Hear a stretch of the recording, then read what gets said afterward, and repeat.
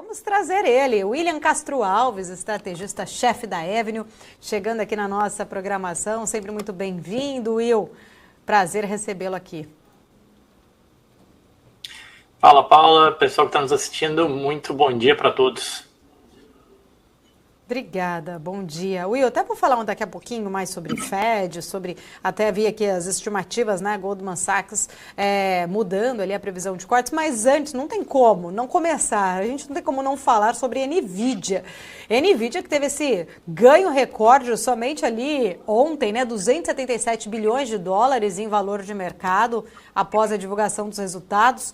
A terceira empresa mais valiosa, por sinal, do mercado acionário aí dos Estados Unidos, à frente da Amazon, da Alphabet. Entender um pouco da sua leitura, como que você avalia esta sustentabilidade deste crescimento de NVIDIA? Existe risco de uma correção de mercado ou você vê esse crescimento como um reflexo mesmo aí de uma mudança mais fundamental na indústria da tecnologia? Pois é, Paula, obviamente que depois de tanta alta é normal que em algum momento passe por uma realização, né? Seria o senso comum, né, que a gente pensa quando fala em NVIDIA. Obviamente também tem que contextualizar, quando a gente fala em ganho de mercado acima de Itaú, Petrivale, enfim, os números das Big Techs são sempre superlativos, né? Até recentemente eu escrevi a respeito para chamar a atenção, né, como essas empresas, elas são empresas essencialmente globais, de fato, né, elas vendem e operam no mundo inteiro, e isso faz com que seus números também sejam superlativos, né? Então, o crescimento da NVIDIA foi realmente muito forte, 700% de crescimento de lucro, receita dobrando, e aponta para uma continuidade disso ao longo de 2024. Eles já falaram que esperam receitas de 24 bilhões de dólares no primeiro trimestre, nesse próximo trimestre. Isso quer dizer que se a gente anualizar, a gente chega aí a um número próximo a 100 bilhões de dólares de receita e com uma margem muito alta, né? A margem de lucro da NVIDIA é quase que metade disso. Então, a gente está falando que a empresa pode lucrar uns 50 bilhões de dólares. É bastante coisa, né? Então, isso ajuda também a contextualizar, né? Se de fato a valorização de mercado ela foi expressiva, de outro também os resultados da empresa substanciam isso. Agora, é inegável que depois de toda essa alta, seria normal que em algum momento ela realizasse. Grande parte das revisões de recomendações dos analistas aqui dos Estados Unidos, depois do resultado, muita gente jogou para cima o chamado target price, né, dela, já ajustando a essa expectativa de uma receita mais para perto de 100 bilhões de dólares, lucro mais para perto de 50 bilhões de dólares, e é um aumento, diga-se de passagem, em relação ao que ela já entregou em 2023, tá? Então, assim, esse otimismo, obviamente, ele continua existindo, a empresa ela continua entregando bons números. Agora, a gente sabe que o mercado nunca sobe em linha reta, falta, obviamente, algum motivo que distancie, né, para uma realização nas ações. Números muito bons, o valuation que já vem precificando grande parte disso, desse otimismo todo, e falta só um pouco de motivo para se adotar dessa realização, deve acabar acontecendo. Will, como que as restrições dos Estados Unidos sobre as vendas de chips para a China podem impactar, ou se podem, de fato, impactar o crescimento aí futuro das receitas da NVIDIA, considerando que as vendas na China, elas representam uma parcela significativa das vendas totais, pelo menos a gente viu isso, né, nessa apresentação aí deste último trimestre aí do ano passado. Não, excelente ponto, Paula, que você trouxe, porque realmente é um ponto de preocupação. Teve recentemente um relatório do analista do Barclays, foi o único que levantou alguns sinais de alerta em relação à NVIDIA, né? Ele era um analista, inclusive, de crédito, ele nem falou em vender as ações da NVIDIA, então, mas só pontos de alerta em relação a esse otimismo, e esse é um deles.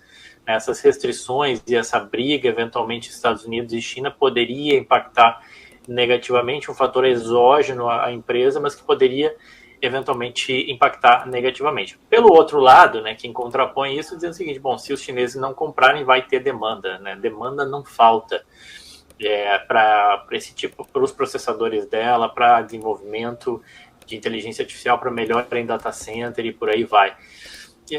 Então, mas essa sim, com certeza é um ponto de atenção, especialmente no ano eleitoral, onde o Donald Trump já fala, né, sempre falou muito abertamente e fortemente contra a China, ou pelo menos de uma negociação mais dura ou de tentar, de alguma forma, reduzir o déficit hoje dos Estados Unidos com China. Ô, Will, ainda falando, né, aqui de NVIDIA, com a NVIDIA aí controlando cerca de 80% desse mercado de chips aí de IA, de alta qualidade, enfim, como que você vê, de fato, mais um cenário competitivo neste segmento? Quais seriam ali principais ameaças ou até mesmo quais oportunidades, até mesmo para a NVIDIA, diante dessa crescente demanda por soluções de inteligência artificial, evolução tecnológica do setor?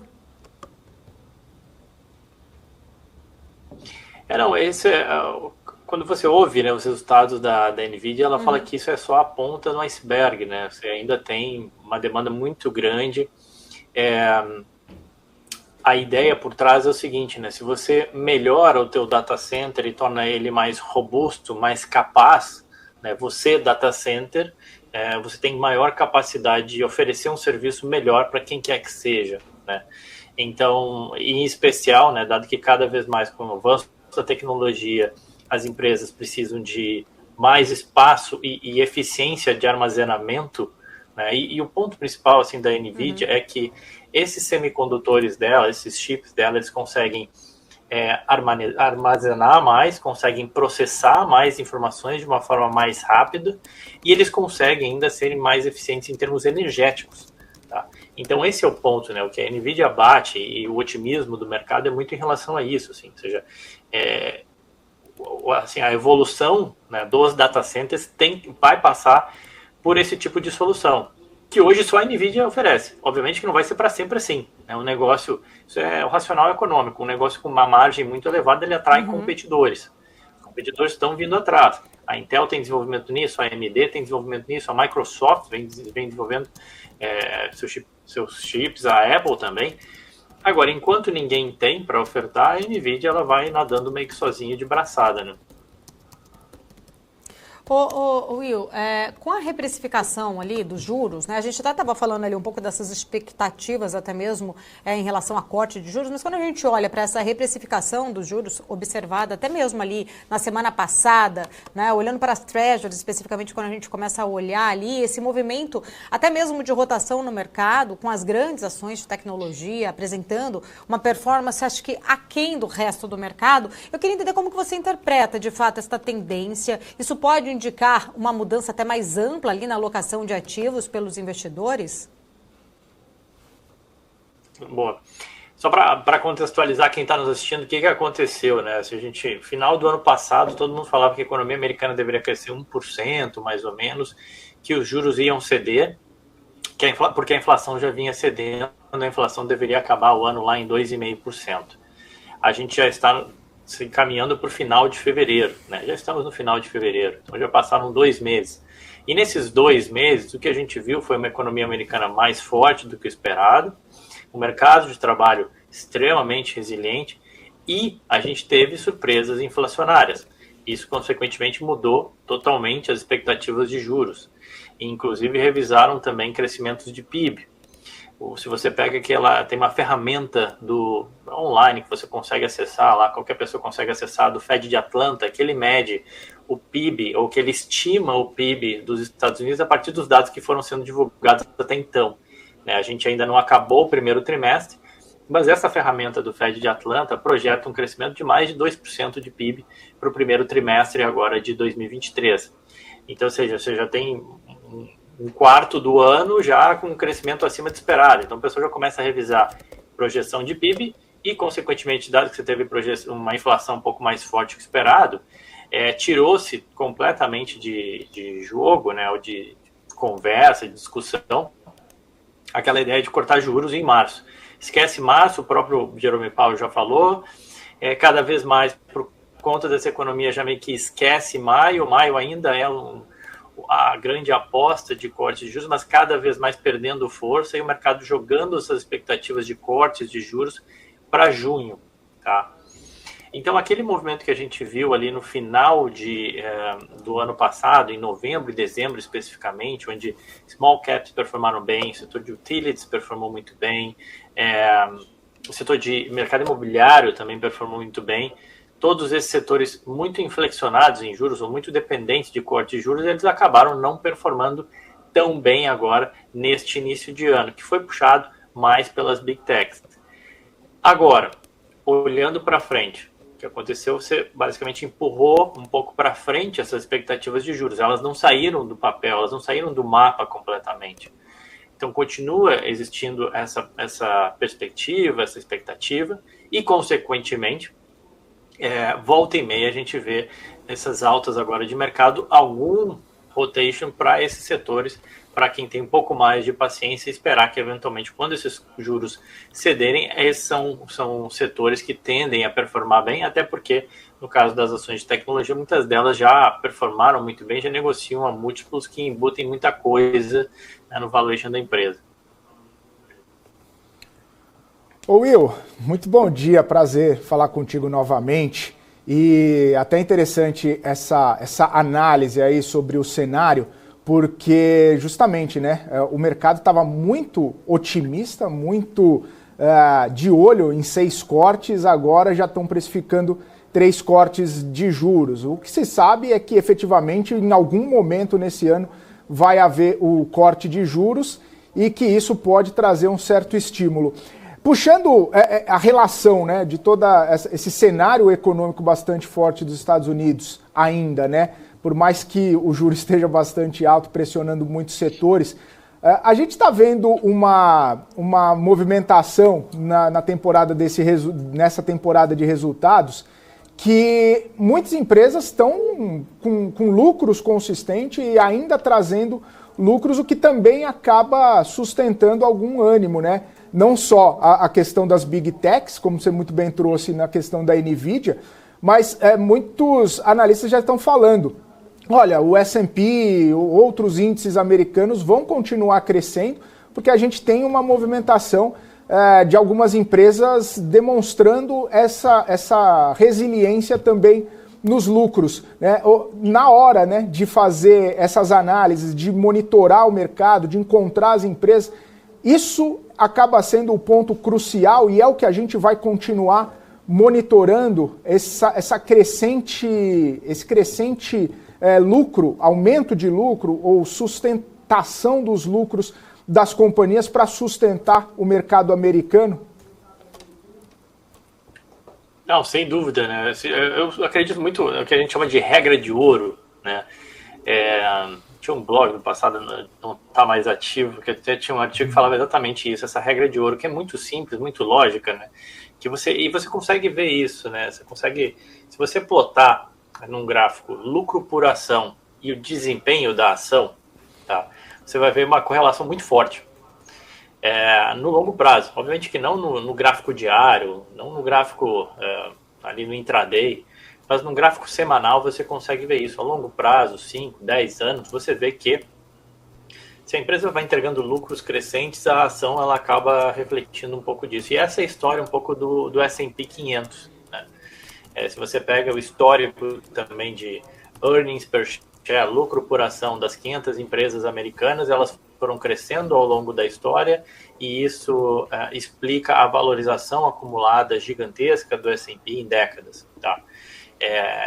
Então, assim, essa regra de ouro, ela é mais forte, inclusive, do que os headwinds, né, os ventos de curto prazo, ou os receios que a gente tem em relação à economia. Agora, obviamente que o mercado fica olhando sempre os dados econômicos para saber até que ponto essas empresas podem conseguir continuar entregando esses números, né? Você tem um negócio chamado indicadores antecedentes, que você tenta medir ali, pegar um pouco como é que está a saúde da economia para saber se as empresas vão conseguir ter espaço para entregar lucros maiores, né? Mas, de fato, o que vem mandando tem sido isso, tem sido essa crescente de lucros e existe uma expectativa de que, dado que a economia não passe por uma recessão, abre-se espaço para esses outros setores, né? Ou seja, que possam eventualmente performar melhor em termos de lucro, né? Ou seja, se os juros caem, por exemplo, o custo de financiamento para algumas empresas cai, se reduz e ela tem ganho de lucro na ponta, na última linha, se a inflação para de ser um grande problema, né, de fato, a pressão de custos deixa de existir, você tem uma alavancagem operacional positiva também para as empresas. Então, isso tudo ajuda a substanciar novas altas.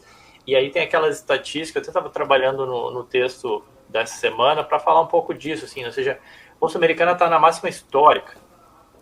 Muita gente, obviamente, fica morrendo de medo de comprar qualquer coisa agora, o que é normal e até racional.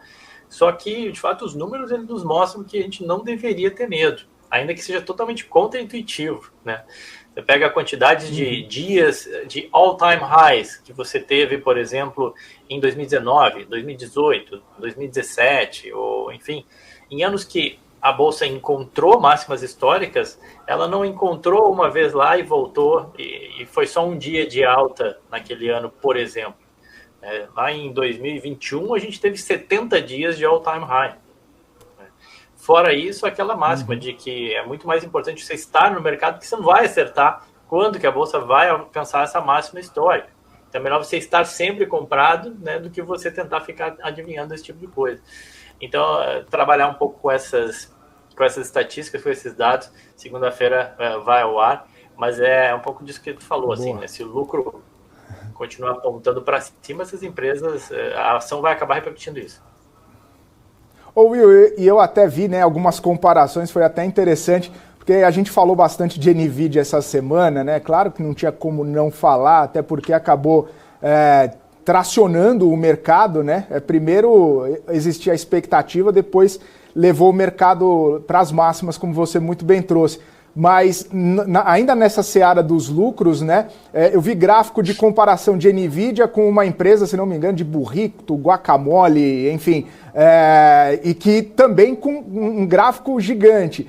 Um outro que é fabricante de moletom, de equipamentos esportivos, alguma coisa, um gráfico também falando, olha, não é só Big Tech, não é só NVIDIA que você consegue encontrar uma empresa com guidance bom, com lucro bom, ou que tem um histórico bacana, que abriu oportunidade para ganhar dinheiro, né? O mercado, nos mais variados setores, uns mais pressionados, outros menos, mas o mercado acaba abrindo oportunidade independentemente do setor, né? Não é por ser Big Tech que tudo vai subir, não é por ser varejo ou industrial que também não vai ter um upside tão importante assim, né? Esse gráfico era da Chipotle, que é uma rede de fast food aqui, de comida mexicana, que cresceu bastante. CMG, o código dela. Quando você pega as maiores altas aqui do mercado americano vou saber te precisar qualquer data, mas 10, 20 anos agora, nos últimos 10, 20 anos, 30 anos, obviamente que a NVIDIA ela acaba aparecendo, foram 16.000% ou um pouco mais do que isso nos últimos 10 anos, se não me falha a memória, eu olhei um tempo atrás aí da NVIDIA, já é mais que 16 mil, né? Quando eu olhei era 16 mil, então já é mais que 16 mil. Mas você teve ações como o da Domino's Pizza, que se valorizou também absurdo, Monster Beverage, né? Aquele energético, também valorizou absurdo, Chipotle é outra delas. Então, além da tecnologia, assim, e eu sempre falo, até no meu Instagram já postei algumas vezes, assim, de alguns casos bem menos conhecidos, bem menos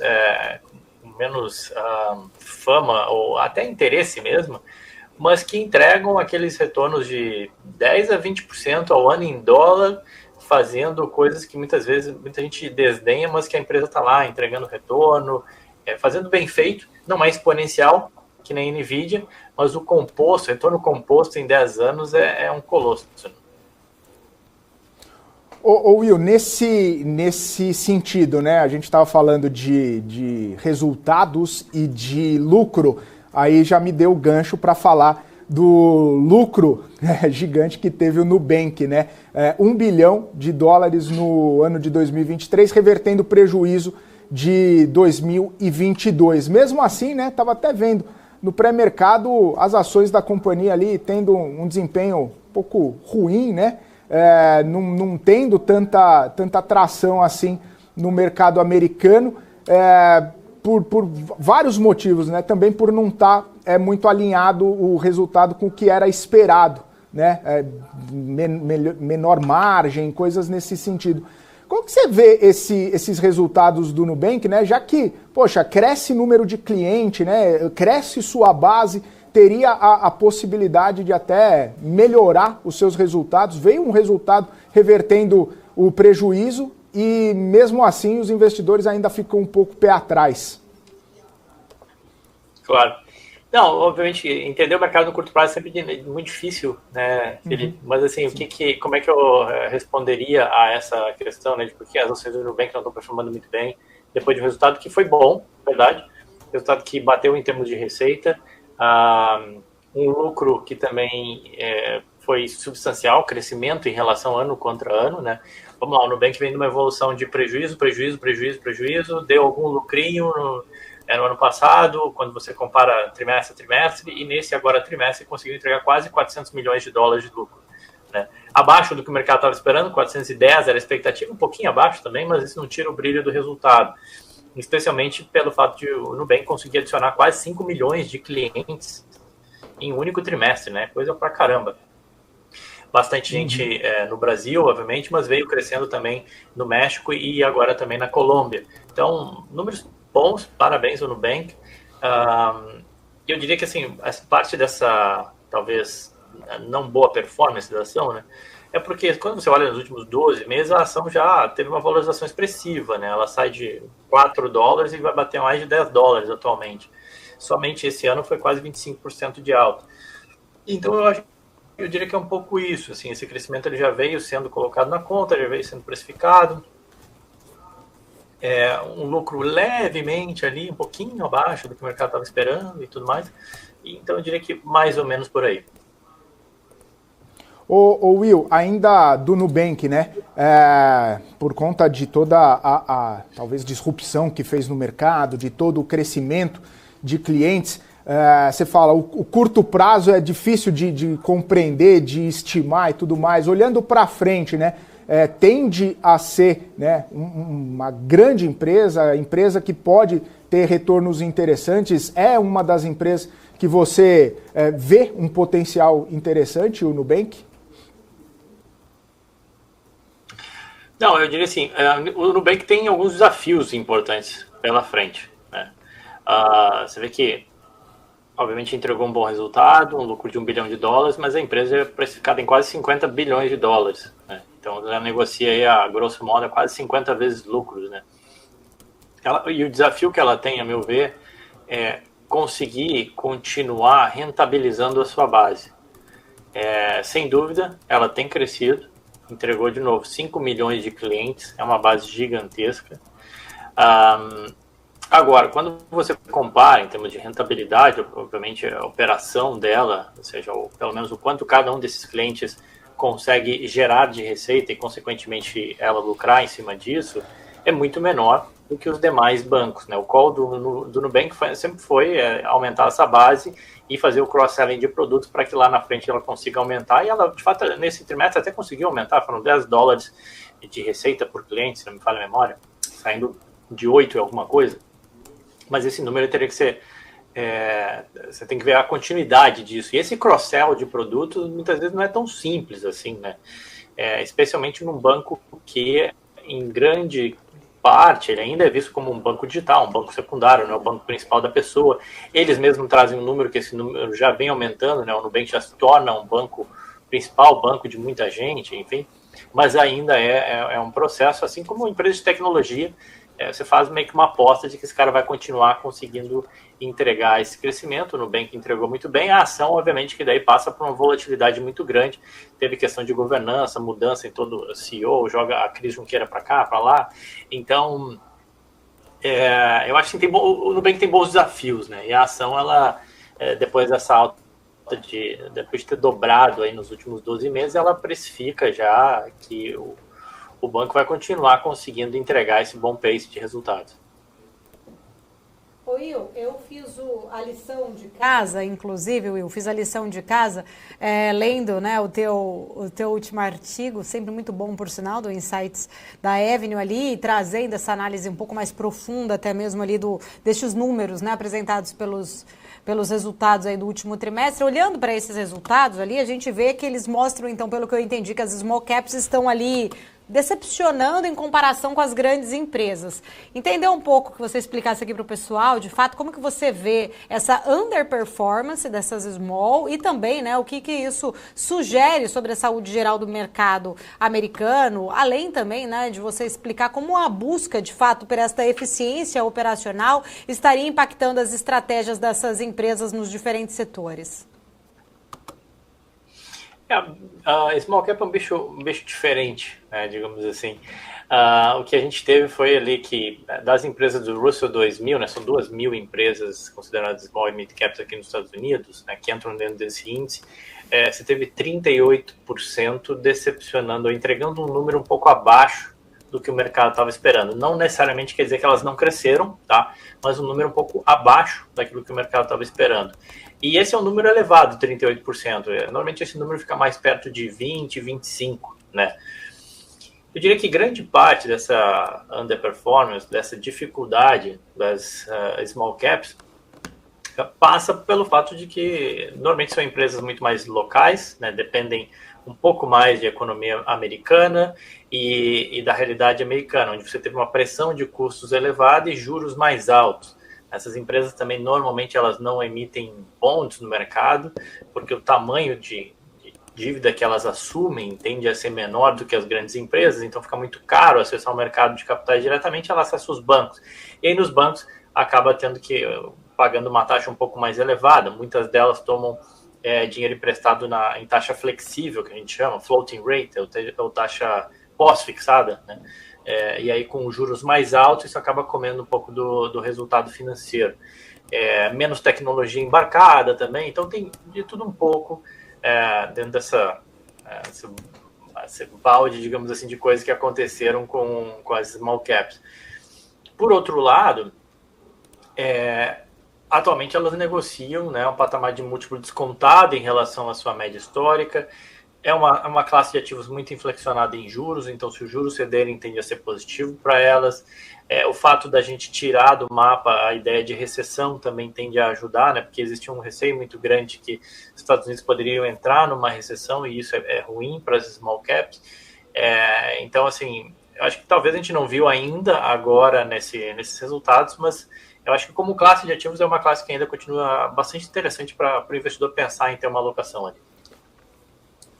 Maravilha, Will. Só tenho um pedido. Eu sei que é até mais difícil, mas era tão legal naquelas comparações ali com as músicas. Eu sempre fico sentindo falta dos seus artigos na comparação ali com as músicas. Fico sempre nessa ansiedade para ver se o próximo vai estar ali na comparação ou não.